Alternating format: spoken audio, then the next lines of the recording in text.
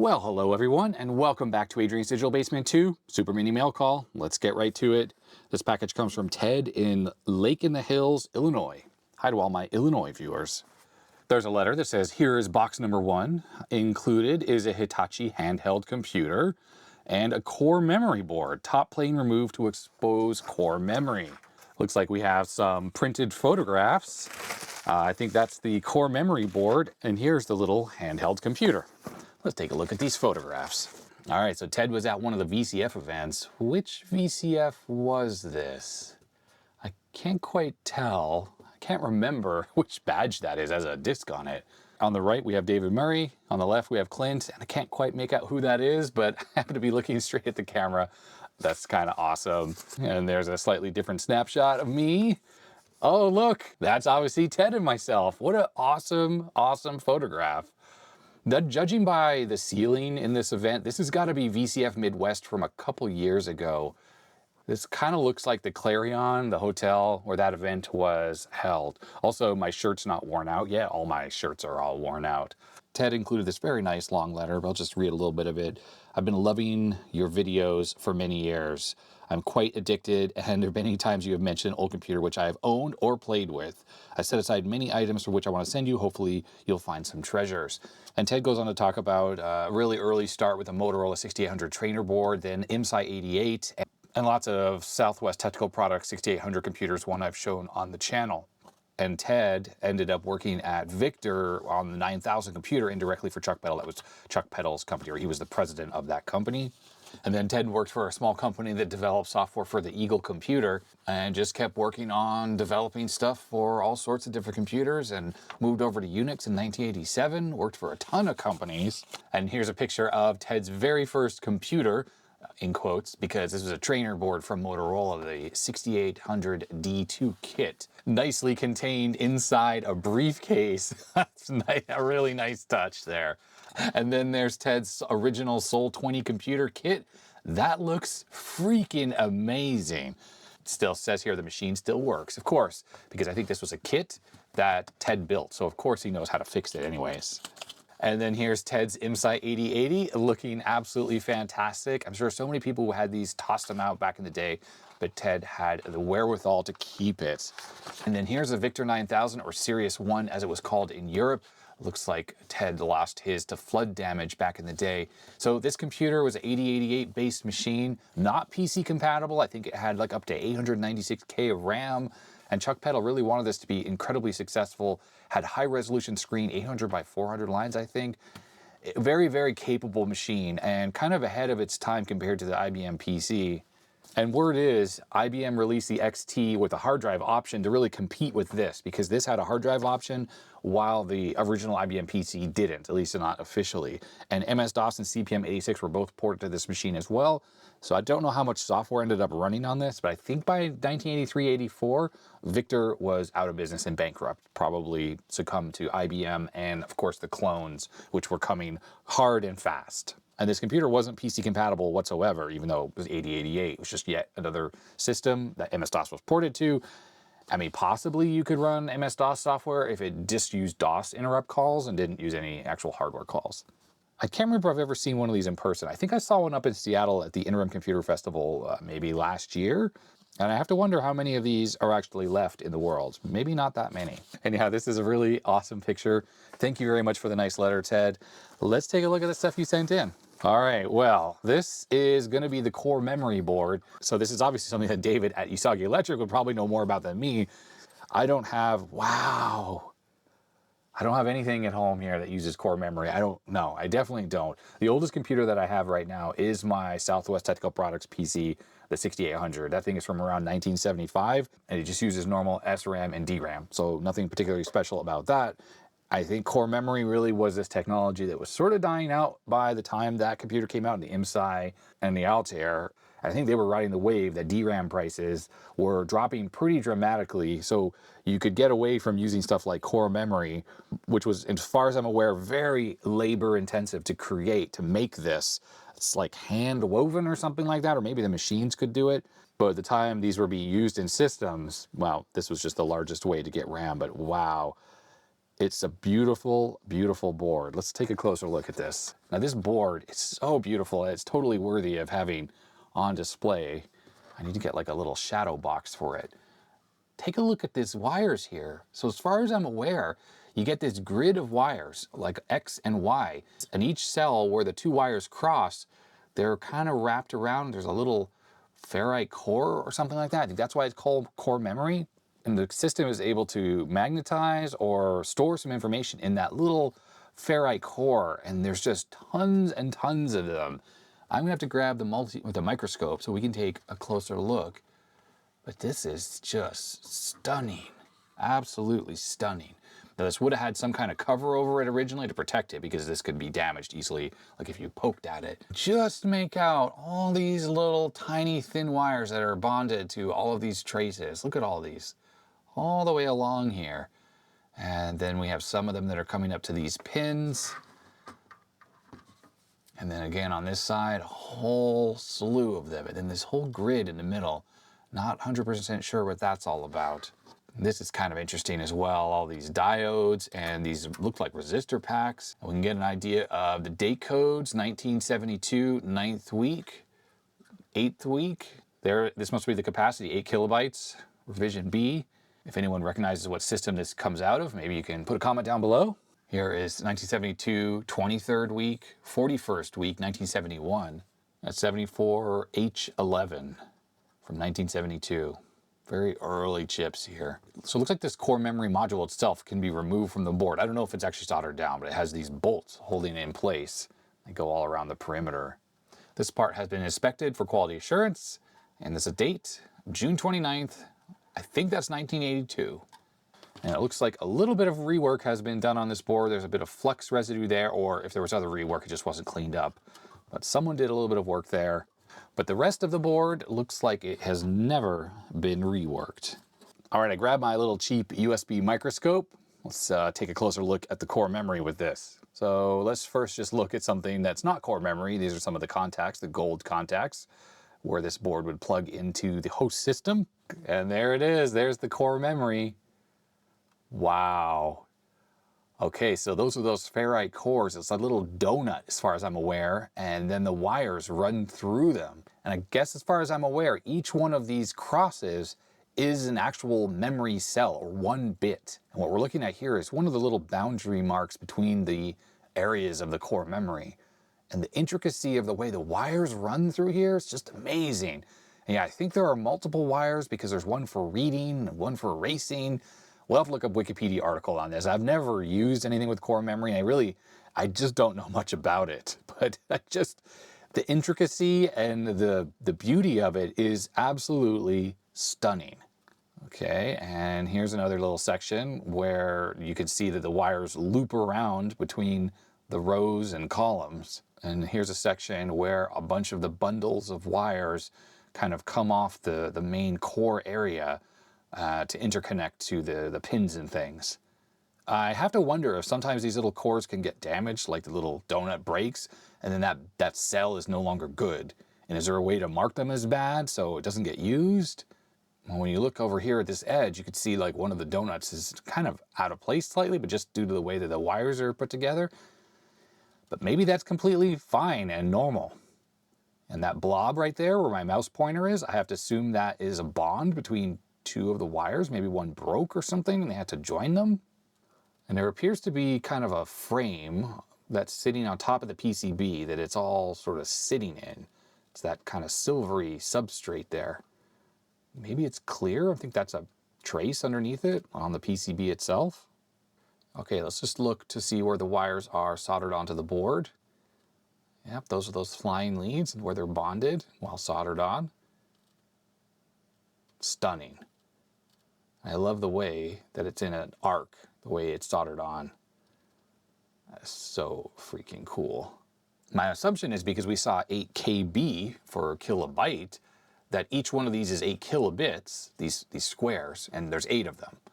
I don't know what the 9th would be for, maybe parity or something like that. But think about how revolutionary it was that you could turn this complicated, handmade, super intricate thing into just a little tiny IC chip where you could mass produce those dies on a big wafer, cut them up, bond them, use machines to make them. You could just pump them out so quickly compared to this. Really, this in combination with the microprocessor, having a big CPU, which might have been made out of tons and tons of chips just down into one chip, like a Motorola 6800 or any of the other 8-bit processors that were coming out at the time. That with the DRAM just allowed you to shrink and cost reduce the computers so dramatically. All right, next up from TED is a little Hitachi handheld computer, HPW630ET. Windows CE. I don't know too much about this era of computers. It's a little bit newer than what I normally work on. I know Windows CE was sort of a really cut down version of Microsoft Windows designed to run on low cost ARM type processors. Okay, so I thought this was a little clamshell computer with a keyboard. This is obviously a little touchscreen thing. Ted says this is from 2000 to 2001, so way before any kind of iPad device. It's not terribly heavy. Obviously, it's far thicker than any kind of iPad. It appears we have 2 PC card slots, an IR blaster. Looks like we have a stylus. So this will be a resistive touchscreen, because of course capacitive touchscreens weren't really a thing yet. We have some soft buttons along the edge, contrast, brightness, 1, 2, 3, 4, 5, microphone, probably a hard drive LED and a notification indicator of some kind. I would assume right here we have a slot to put a strap, like a neck strap or something. So you could hang this around your neck. So you could be so ultra cool that way. On the bottom side, we have more strap connectors and something that says cradle. That's cool. So there's a docking station for this. Replaceable ROMs under this cover, probably for booting the system. Almost certainly doesn't have a hard drive, I don't think at least. Looks like this is for the battery. Let's see if we can pop this out. Okay, there it is. Okay, so it does still have a battery installed. Setting the main battery. Looks like you slide this over and then you can lift this out. Lithium-ion battery pack, 7.2 volts. So this theoretically should be serviceable. I mean, you'd have to crack this open, which is always a pain because they've glued this together with like heat or whatever that makes it kind of destructive to remove, to take apart, but maybe it still works. Also included was, looks like a very early Wi-Fi card, the AirCard 300 by Sierra Wireless. One of the problems with these types of cards is they aren't necessarily Wi-Fi compatible, like they use non-standard Wi-Fi, although this could be 802.11, like the very earliest version. But when it comes to encryption and stuff, they don't support like modern encryption types. So you can't easily join up to modern Wi-Fi networks. Now, it looks like there's a power button right here. I doubt this thing is gonna turn on its own. No, absolutely nothing. All right, we have a couple things here. We have a little rubber thing. Where did that come off of? I'm trying to see where that might possibly go. I didn't even look at the sides. Looks like we have an A button, action button maybe. Modem jack. And on this side, we have some more stuff. Oh, so we have a USB port. Looks like a headphone jack there. And I'm assuming this is serial. I-O. Let's see here. Pop this open. Oh, yeah, proprietary of some kind. Or maybe that was external monitor, actually. So we have a little power supply here for charging. Oh, yeah, it's obviously that right there. That probably had a cover originally. And here is the proprietary serial cable, because this is how you would synchronize data on and off this machine other than using infrared. Also included were some of the manuals here. Handheld computer user guide. Looks like it has a backup battery. It looks like you can remove the backup battery at some point. It says not to do it at the same time as the main battery. Maybe it's under the main battery. I didn't notice that. And it looks like we do have a power LED on, so it's doing something. Let's see if we can turn it on. Doesn't seem to do anything. It might need to charge up a little bit. In case anyone's wondering, the power supply is center positive, 10 volts, 1 amp. It's a very, very small little skinny barrel jack. So Windows CE did have a whole suite of Microsoft Office apps, so Pocket Word, Internet Explorer, remote networking, terminal application. And people would write applications for this, like a touchscreen terminal like this, to maybe walk around and take inventory, or if you're in a factory, you would put in trouble tickets and whatever to have an on-screen keyboard. Certainly, we've used smartphones and tablets to completely replace any need for stuff like this, because this was relatively low power, even as thick and chunky as this thing is. Some of these did have hard drive, and you could actually get computers that were like laptops that ran Windows CE, and you would use them as a regular laptop with Word and Excel and stuff. It's just very, very limited because, it's called Windows CE, but it wasn't Windows compatible. It was Windows CE compatible. Setting up the batteries. Oh yeah, there is a CR2032 inside. Always install the main battery, rechargeable lithium ion first, then install the backup battery, coin cell CR2032. Where's the backup battery go? Oh, the backup battery is underneath the ROM cover. Okay, that makes sense. So I wonder if this is not turning on because of that. Let's check those voltages on both of the batteries. Also notice there's a button right there. Let's pop this ROM cover off, see what we see underneath. Okay, there goes the cover. There's our little watch cell. And we're at 2.6 volts. It's not fully alive, but it's also not fully dead. My little skinny probes don't really make it into the battery contacts here. It's sort of like a knife edge. Checking the power supply, we are getting 10.2 volts, so that looks fine. I just noticed there's a button there for calibration. That one's unlabeled. Don't think that's necessarily a button right there. Why don't we try turning this on with the main battery removed? See what that does. Okay, so when the battery's removed, we don't have the little battery icon there. That's what that green LED was that was coming on. Well, we have a potential issue here. So DC adapter goes in there, and then there is the charge LED. Green, fully charged. Orange means it's actually charging. When the charging is near the end, the charging check LED is illuminated in green color.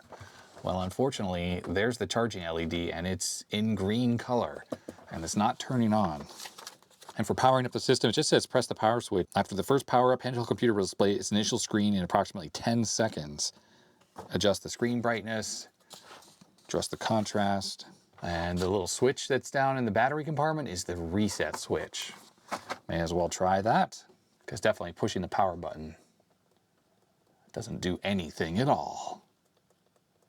It's clicking, but yeah, no activity. Pushing reset button doesn't seem to do anything, nor does the power button. I'm going to hold the power button down, plug it in. That doesn't do anything either. Well, I'm certainly wondering, maybe we can just jumpstart the whole computer by feeding power directly into the power connector, on the battery that is. There'll be some guessing about the polarity of the connector since it's not written on the battery. A lot of times it is written on here, but it's not on this one, unfortunately. It looks like this pin closest to the edge of the computer is ground. Yeah, none of the other ones are. So my assumption is the pin closest to the edge is ground, and the pin closest to me is the VCC. So this is a 7.2 volt battery, so I can give it like 8 volts. That should work. All right, I've clipped on to what I think is the positive and negative. I'm going to start at 8.1 volts at 450 milliamps. Let's see what happens when I turn on the power. Nothing. Nothing at all. If I push the power button, nothing. Huh. It's possible that the positive is actually not the pin that I'm clipped onto, because I would definitely expect some current draw from the power supply. I'm at zero, just completely 0 milliamps at 8.14 volts. And pushing the power button, that does nothing. So I'll just try a different pin. I'll just lower the current down to like 100 milliamps, so it shouldn't blow anything up in case it's putting voltage into the wrong place. Okay, that was drawing current. I don't know. No, nothing I do seems to get any life out of this thing whatsoever. So putting the original battery back in, see if that made any difference. Nope. Plug in the power. Just same green LED. Yeah, who knows? It might be not that easy just to inject power, because it's possible that it's looking at those other pins for some circuitry that's inside of this battery. Obviously, it can sense the batteries in there, because if you don't have this in and you plug in the power supply, you don't even get the green LED, you get nothing. So it definitely knows the battery is inserted or not inserted. What if I plug the battery in while the computer is plugged into power? Yep, green light is on, green light is off. On, off, on, off. It's just sliding the battery over. Okay, the only other thing we might want to try is to get this battery out of here. And let's try putting in a new one. No signs of life whatsoever. And it's concerning that it doesn't even think that it's charging the battery. It thinks it's fully charged, and we can't turn it on. So I'm gonna recycle that battery, the one that was in there.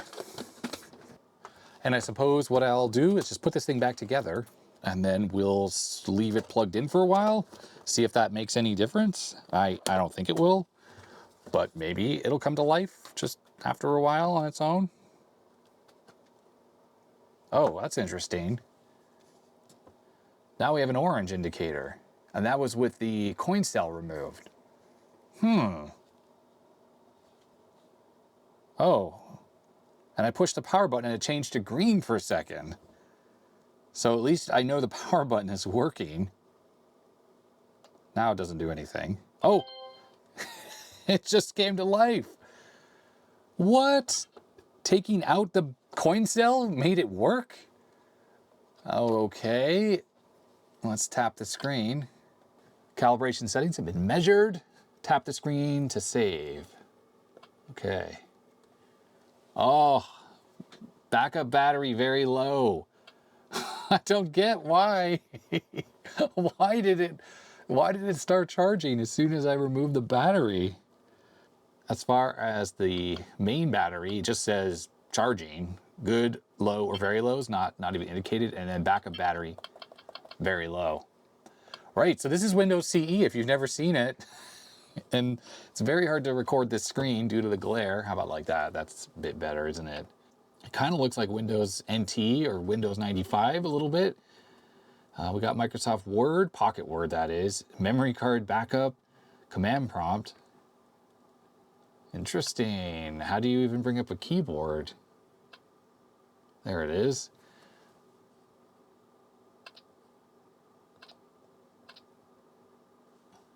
So DIR, yeah, it kind of looks like DOS, sort of. Wonder if there's check disk. I don't think I've ever used Windows CE command prompt before. No check disk command.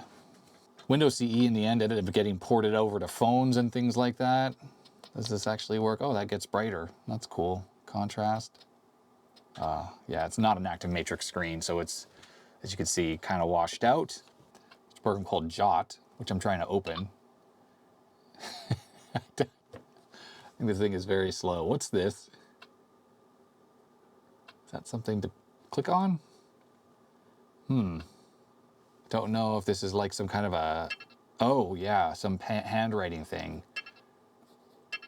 Wow, the touchscreen is very wobbly. What? Especially in the middle there. See that? It's okay right there. Look right here. Ooh. Not great, is it? So I think if we run Pocket Word, and you can do some handwriting recognition.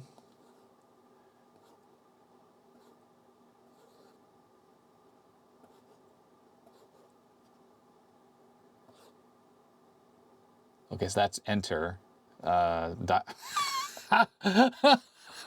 Look at this. What is happening? Something's obviously wrong with the touchscreen in the middle. It's fine over there. So that's enter. Oh, it's bad there too. Let's see. A. Okay, and I bet you this is a backspace. Yep. It's kind of like the Palm Pilot. I don't know how to do an A. There it is. I love the fact that touchscreen is like a wobbly. It's okay now. Well, if you go quick, it's got that hump in the middle. So it feels like something's happened to the touchscreen right in the center. makes it really hard to use. So it'd be funny because you go to like click on something there and it goes in. Let's try to draw a nice circle. Oh no. Let's just say that we're spoiled by modern technology because this stuff is, yeah, not super great. BubbleJet raster printer communication. So terminal emulator, Citrix, that's ICA. So we had a client of some kind. Backup battery is low. Yes, thank you. We are aware. It's not even installed.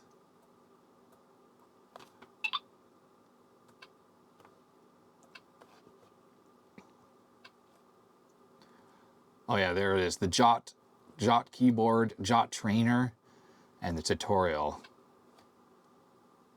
Jot trainer will guide you through. Okay, so P, like that. That is P. Yeah, some of the letters you just have to kind of learn how to do the. Some of the letters you have to learn how to do the sequence. I don't know how this. So it wants you to do a circle and a thing, and that's for Q. How about $? So like that and like that, but the fact that this touchscreen is not super great doesn't help. I thought there'd be a paint program on here, but there doesn't appear to be. Yeah, no paint program. Let's look at the system here. Windows CE 2.12, 96 through 99, Hitachi SH4 CPU. So I'm pretty sure that's a kind of a RISC processor of some type. 32 megs of RAM. That's pretty capable. 2 expansion slots. Looks like we have a theme manager, just like Windows 3.1. What's the ugliest one we can pick? I'm very sad there's no hot dog stand, because that's what I was hoping for. 3D objects, right? Apply. Oh, that makes it really hard to see on camera. The lines you see here are really a camera artifact, and it doesn't look like that in real life. And then we have a backlight control. Yeah, that's Windows CE for you. I wonder if it will stay running if I pull the power cord out. It does. So the battery actually does hold a charge. That's amazing. It went to a dim screen. Windows CE, pretty poor operating system, but it had its use cases. Devices like this would have a piece of custom software written for it to do inventory and stuff like that I mentioned. Good for companies, terrible for consumers. And they ported this to work on phones, and I had a phone, it was a Samsung something or other, that ran this OS or a version of it. I think it was called Windows Mobile, which I think was Windows CE repackaged for a phone, and it was fine. This was before we had Android and iPhones, and you know what? I could copy and paste between apps and multitask and stuff like that, and it wasn't that bad. But on the other hand, when you use something like this, it feels so archaic compared to what you're used to now with modern touchscreen devices, phones, and tablets. So it's really understandable why this technology never took off. It's just because it was so cumbersome, and the device is still very clunky and thick because this took a lot of battery power, especially for this backlight on the screen. It probably uses CCFLs, which are power hungry and suck down a ton of energy, and then the screen still looks absolutely horrible. Even at max brightness inside the basement here, this is really dim, and if you try to use it outside, forget about it. Just no way it would work. So yeah, we're really spoiled now, just 25 years later after this thing came out, at how much better stuff is now. But it's kind of cool to play around with this a little bit. And of course, there were apps you could download and copy onto this thing. So games and stuff. I'm surprised there's not a single game on here. Usually Bubble Breaker, I think, was on here. It was kind of a... Yeah, anyways, if you know Bubble Breaker, you know what I'm talking about. But I think the period of time where these devices, these Windows CE devices were popular, I don't think anyone really holds much nostalgia for them because I really don't think anyone loves this operating system. There's just not a lot to love here. It's a tool to be used, and that was it. There's just nothing elegant about it at all. At least that's what I think. The one thing it did do is I think it had instant standby. So that was very unlike computers of the time. This is insistent about the battery, but if I push the power button here, the computer, there we go, goes into standby. It is off for all intents and purposes, but you push the button and there you go, within a second, it comes back on. So that was pretty cool. I don't even know if there's an actual shutdown. Yeah, there's just suspend, which I think is the same thing as just pushing the power button. Yeah, comes right back. So that was one difference that was kind of nice about these devices, and that's why they were really well suited for business tasks, right? Walking around a warehouse, that kind of thing. Or I guess it's being used in a hospital, for instance. I bet there's folks watching who actually used one of these back in the day, so I'd love to hear about the use cases. For me personally, my only experience with this, like I said, was on my phone. Well, Ted, thank you very much for sending in the Windows CE tablet. Kind of a curiosity, and also the nice pictures and the nice letter, but really this freaking awesome core memory module. Will you just be quiet down here? It's just beeping at me. I need to find myself like a box, like a shadow box kind of thing to mount this in, because this thing looks so cool. It will look really cool on the wall and will be an awesome conversation piece. So thanks again, Ted, for that, and let's grab another package to open. All right, next up we have this large package. It's large and thin, and this package appears to come from Very Zuko at Ower Marion, Pennsylvania. Not familiar with where that is, but hi to all my Pennsylvania viewers. Inside the package was this. Some interesting material, looks like. We have what looks like maybe press material or stuff to go inside dealers, like television dealers or computer dealers. Or actually, no, now I think about it, I think these are from magazines, like pages from old school computer magazines, just really interesting ads and things. Last night, CompuServe turned this computer into a travel agent for Jenny, a stock analyst for Ralph's, and now it's sending Herbie to another galaxy. She was a travel agent, he was a stock analyst, and this kid is in doing sci-fi games on his freaking VIC-20. We love the 80s-tastic kitchen and awesome brick walls with a really nice fireplace mantle there. No matter which computer you own, we'll help you get the most out of it. And if you've got places to go, CompuServe can save you time and money getting there. Just access the official airline guide electronic edition for current flight schedules and fares. Kind of amazing in a way, isn't it? We take for granted we just like use our phones or go online and search across all airlines super quickly to find the cheapest flight and book. You really had to go to a travel agent in the old days to do that because, of course, they had access to the back-end systems using like Sabre or whatever the other systems are to see all the prices and figure out the best routing and best flights for you. We just handle that all ourselves. So that entire industry is kind of gone. Get the latest information on 50,000 stocks, bonds, or commodities. Or if intergalactic gamemanship is your thing, enjoy the best fantasy adventures and space games like Mega Wars, the ultimate computer conflict. Now, the thing to keep in mind with services like CompuServe is they charged you, I think, per minute to use it. So this is where BBSs were a big deal. You couldn't access stocks and travel stuff, but you could play games or download games, of course. But door games, they were called. So you would dial into the BBS and the door, it would basically launch another process and everything that was happening in that process would be sent to you in the modem. And there were tons of multiplayer games and stuff that you would play through door games on BBSs. And what you would do is play some turns or a turn, disconnect from the BBS. And then the next day you go back and some other people will have taken their turns, and it was like a way to play turn-based games on a single-line BBS, or some BBSs were multi-line where you could play real-time with other people. Now, the thing is that's funny is BBSs were local to you and they didn't cost you any money. So compared to CompuServe, well, that was a benefit. Now, there were FidoNet, so you could send email across BBSs on some of them. You know, they weren't just local, they were actually able to send messages. I mean, it was a whole community and was absolutely amazing. There's BBS documentaries out there. I recommend you go watch it if you're not super familiar with what a BBS is. Before you buy a color TV, make sure you can use this VIR signal. VIR signal? General Electric VIR sets read this signal to give you color automatically adjusted by the broadcaster themselves. Inside the GE set is advanced computer-like circuitry that uses the VIR signal to let broadcasters automatically adjust all of the color on many programs, flesh tones, background colors, the entire color picture, fully automatically 60 times a second, VIR broadcast controlled color. See a demonstration today. This is a performance GE television. Of course, that's a fake picture. It always says that. Simulated picture. That wood grain. Wow. I had to say, I've never heard of this VIR signal. Let's go do a quick search to see what that is exactly. NTSC vertical interval reference signal is a specific signal embedded in the vertical blanking. It was designed to help improve color accuracy in NTSC receivers by providing a reference for lumina and chrominance level. The VIR signal transmitted on line 19 of the vertical blanking interval provides a reference to the receiver's color circuitry. While VIR was designed to improve color accuracy, it wasn't universally adopted due to factors like the need for specific receiver circuitry and some practical challenges in implementation. Other methods like automatic hue control and better broadcasting practices also contributed to improved color accuracy in NTSC receivers. And there's something to be said about that, because unlike PAL, which was later, is a later standard because they learned from NTSC, NTSC color has a tint control or hue control. And you could turn that one way or the other and it completely affects the way the entire picture looks. And early on, the color decoder that was in sets could drift over time, or interference or phase errors from broadcast reflections would cause the hue to change and be all over the place. We have to remember that early NTSC sets were tube-based, but all the sets that pretty much I've ever used were transistorized sets. I never really used a tube set when I was growing up, and everything used much more accurate color decoders than the early sets.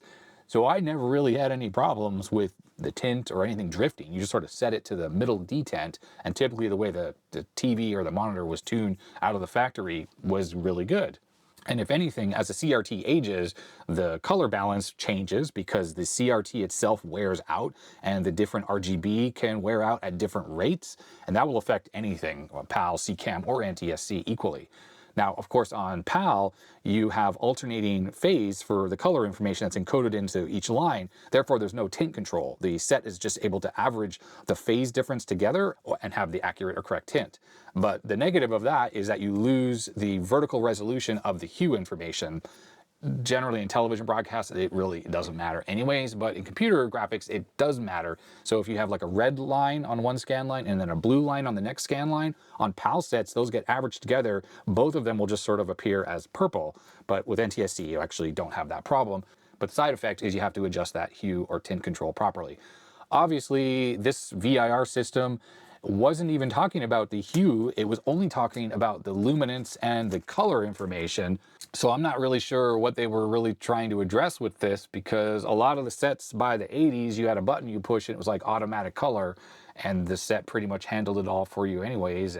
But by the time this set came out, this VIR thing I think was trying to solve a problem that wasn't really a problem anymore, and it got solved just by accurate color decoders in the sets, then better color encoding on the broadcast side as well. At least that's been my experience with NTSC over the years. All right, here's an advertisement for the Tandy 1000 from Radio Shack Computer Center. For business or home, the advanced technology Tandy 1000 is clearly superior. And we have, a businessman shaking hands with a kid.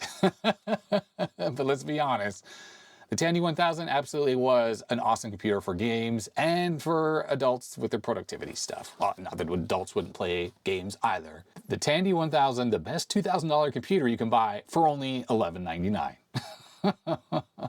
I do have to say, if you're trying to get back into retro PCs and you want like XT class machines, I highly recommend a Tandy 1000 if you can get one over even an IBM.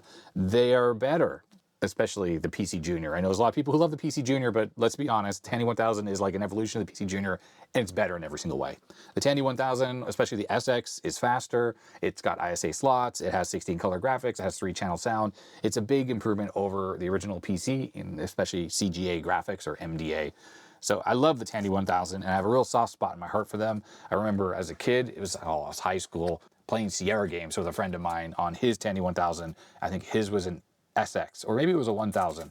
You can tell the difference because the disk drives are black on the original 1000, and the SX, which is slightly faster, that has white disk drives.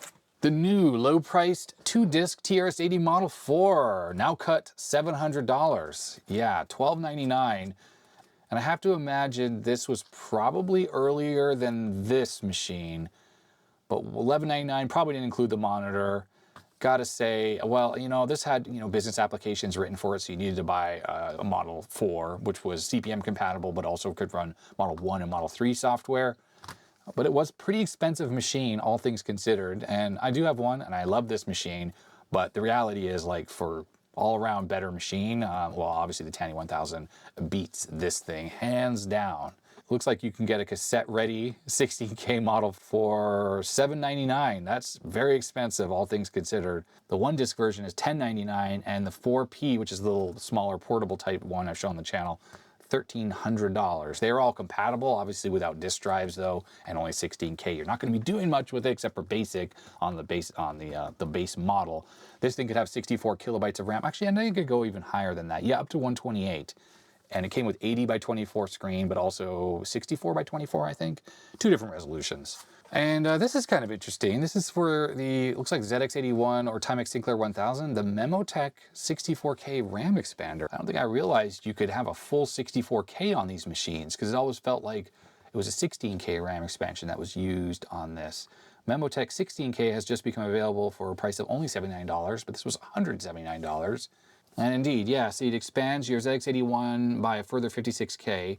And this company based out of Denver, Colorado, yeah, they offered these 2 different models. Very interesting. 16 to 32K, this area can be used for basic programs and assembly language programs, but 30 through 64, basic variables and large arrays. So I guess it couldn't hold program code in that upper part of memory. What's on the back side? Can motor oil actually help your car last longer? At Quaker State, we put it in writing. Okay. Oil City, Pennsylvania. Staying on the road with Quaker State. Okay, Popular Science, at least this particular page. I've been getting good mileage with my 78 Ford pickup. It has a 300 cubic inch 6-cylinder engine. Wow, 300 cubic inch 6-cylinder with a 4-speed overdrive transmission. Highway miles per gallon is about the same as during general driving. Would an airfoil under the front bumper, as seen in some vans, decrease wind resistance? Sure it would. Pickups push a lot of air and let much of it go underneath. A good cover on the box would be a big help. Pickups and van mileage is really hurt with speed, much more than with most cars. A gear ratio that will reduce engine RPM at highway speeds will also help, if you'll accept a performance loss. All right, we're still going with the interesting color ads here. So there it is, the ZX81, the $149 personal computer and the $99 one, yes, in kit form. So I think here in the US, so the ZX81 was 150 bucks, but the kit was $50 less. That's pretty wild to me that they charged that much extra just to assemble the computer, because it would have been done very quickly in a factory. So that's surprising. It's basically 50% more expensive. And the ZX81 was sold in the US, as was the Timex Sinclair. Both were sold here with different branding. If you're ever going to buy a personal computer, now is the time to do it. The new Sinclair ZX81 is the most powerful yet easy to use computer ever offered anywhere near this price, only $150, completely assembled. Don't let the price fool you. The ZX81 has everything you could ask for in a personal computer, including a great keyboard. I mean, a keyboard. Yeah, it just has a keyboard. Look at what you get. Continuous display. Yeah, because that's an improvement over the ZX80. Multi-dimensional strings and numerical arrays. Ooh. Built-in interface for the ZX printer, 1 kilobyte of RAM, expandable to 16K. I think the Timex Sinclair 1000 had 2K of RAM, so that was the main difference from my understanding between the ZX81 and the Timex Sinclair 1000. If you already own a ZX80, the 8K extended basic chip used in the ZX81 is available as a plug-in replacement for 40 bucks, plus shipping and handling. So just in a few minutes, with no special skills or tools, you can upgrade your ZX80 to have the powerful features of the ZX81, and you'll have everything except continuous display, but you can still use the pause and scroll keys to get moving graphics. If you really want to save money, you can order the ZX81 in kit form for an incredible price of just $100. It's the same full-feature computer you can put together yourself.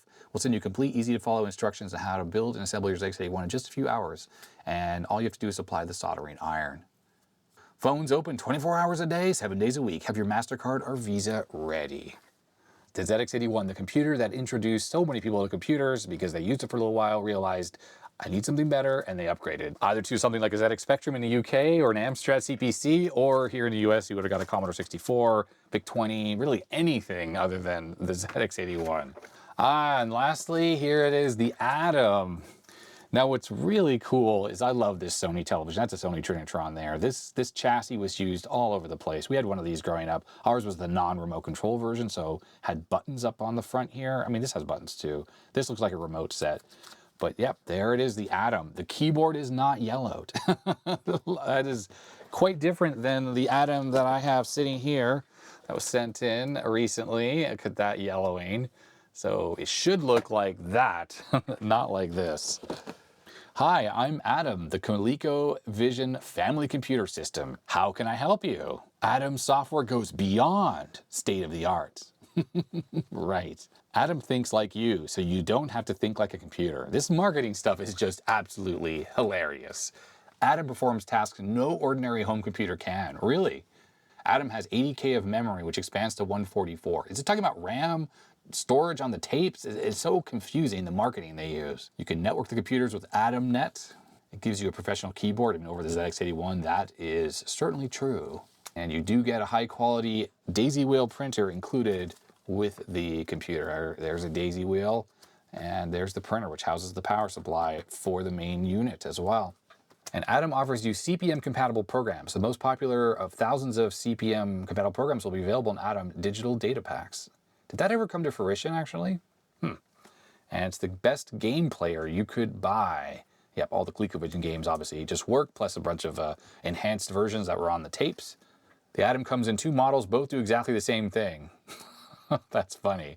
It's available as an expansion module for your ColecoVision video game system. If you already own a ColecoVision, all you have to do is plug in the Atom computer module and begin working with the most sophisticated family computer system you can buy. They had grand ideas, ColecoVision, with the Atom, and then it all just kind of went south. There were quality issues, sales issues where they couldn't get enough in stock. There was just too many things against it, and Commodore 64 ended up just eating its lunch. And of course, the 8-bit Atari machines, Apple computers, stuff like that, just ended up killing it. And Coleco is no more. Well, thank you very much, Zuko, for sending in all these ads and things that letting us all experience a little bit of the nostalgia of flipping through old 80s magazines and seeing some of the awesome stuff that was on offer and how they advertised it. It's kind of sad in a way that print magazines are pretty much gone, and advertising for computers and stuff, I don't know, really isn't much of a thing anymore. I mean, I don't know. I don't watch television except for streaming, so I don't know if there are ads on TV for Dell or Gateway or Apple or any other computers. I'm assuming there are ads for like iPhones and Pixels and Samsung phones and stuff like that, but I don't know if anyone's advertising computers. They're just such a commodity thing now.